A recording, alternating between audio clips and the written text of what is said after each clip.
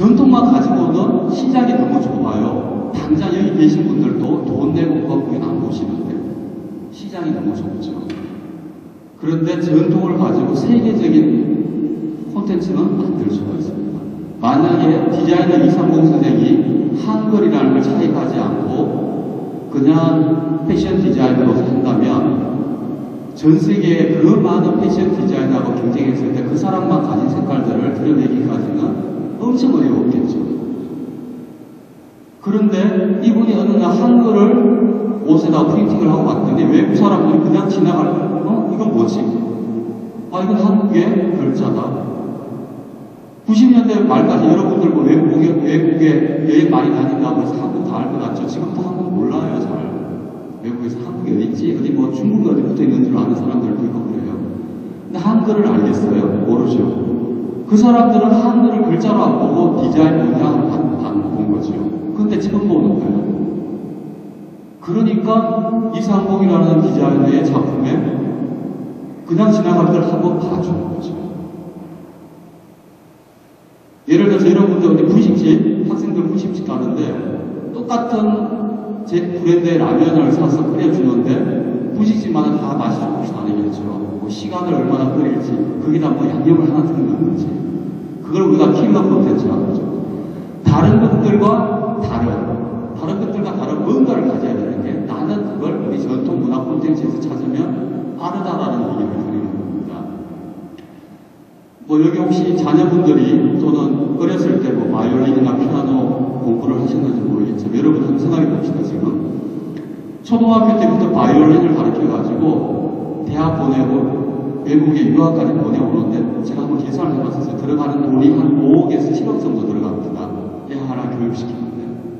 자, 그렇게 해서 천재적인 바이올린, 장한나나 이런 뭐 첼리스트 같이 그런 천재가 정말 나올까 말까인데 그냥 평범하게 필근으로 했다 칩시다.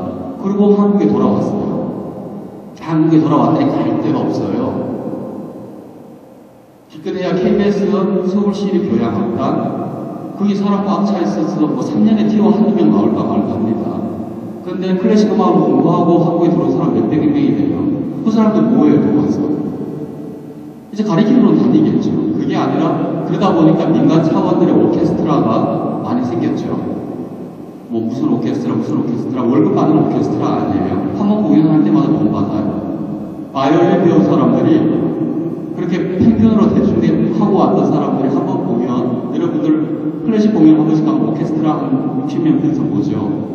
그렇게 공연 한 번 하고 나면 20만 원 받아요.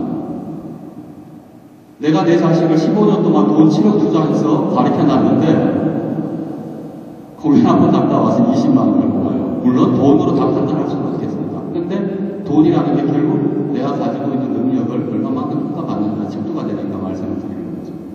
그런데 저는 그 클래식, 제 수업 듣는 중에 클래식 음악 하는 친구들도 있어요.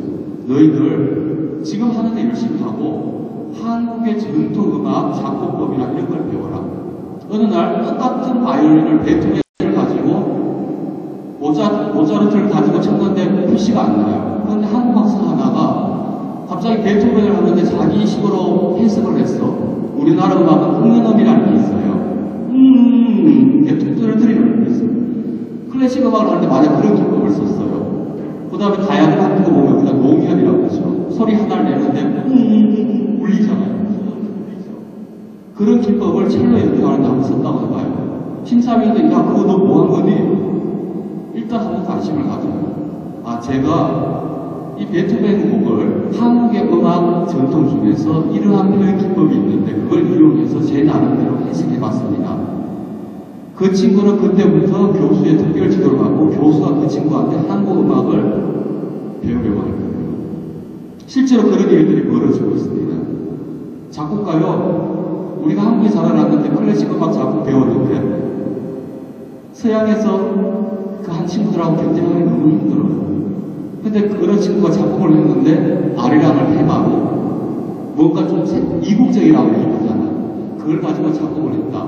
지금 한국에서 하는 작곡가들이요. 서양 음악과 한국 음악을 다 동시에 배운 사람들이에요. 지금 무슨 국가나 이런 행사에 있어서는 새로운 작곡 나오는 것들이 약간 한국적인 느낌이 있으면서도 서양 선율로 연주할 수 있는. 그래서 제가 이제 전통음악이 문화 콘텐츠 산업에 기반을 제공하고 개인한테도 그런 걸 할 수 있다라고 얘기를 하죠. 뭐 고영감 가수 청소를 얘기할 필요 없고. 제가 또 재밌는 얘기를 하나 해드릴게요. 제가 사실은 한국에 귀국한 지 한 3일 됐습니다. 아프리카 코트디부아르라는 갔다 왔어요. 물론 공연 때문에 갔다 왔죠.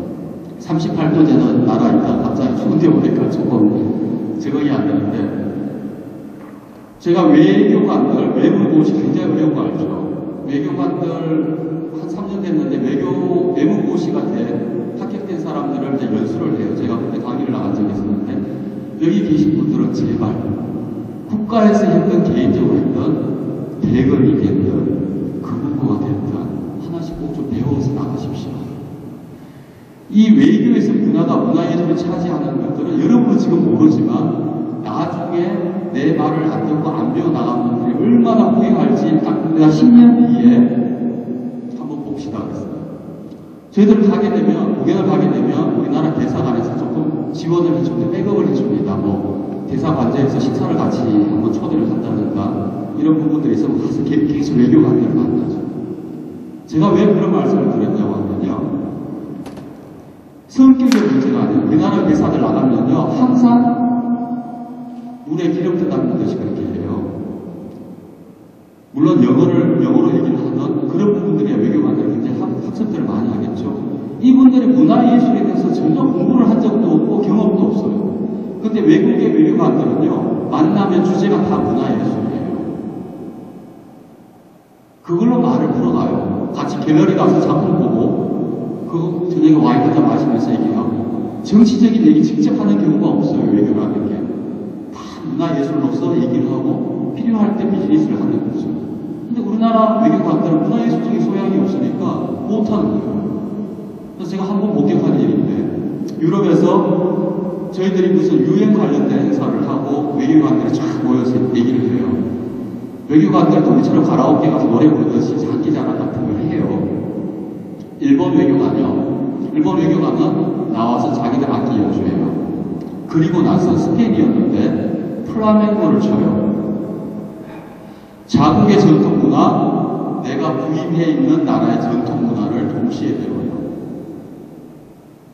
우리나라 대사님이 나가셨어요. 저는 굉장히 궁금해서 뭘 하실까.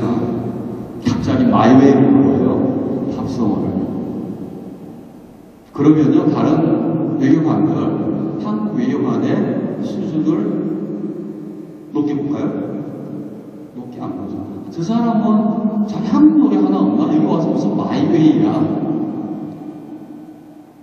한 3년 전까지 한국 대사로 계셨던 일본 대사로 계시던 오쿠라 대사라는 분이 있는데, 그분은요, 지금 재팬 파운데이션 이사장이신데, 한국에서 3년 동안 명창 인간문화재 안식 선생님한테 가서 한수를 배웠어요. 그리고 지금 또 자기가 돌아가면은 친구들 모아놓고 파티하죠. 자기가 붙이면서 한수를 해요. 물론 처음에는 외교적으로 필요한 문화적 수단으로 배웠다가 자기가 그게 빠져든 거죠. 문화 콘텐츠라는 게 이거 자체가 돈이 얼마 될까요? 문제가 아니죠.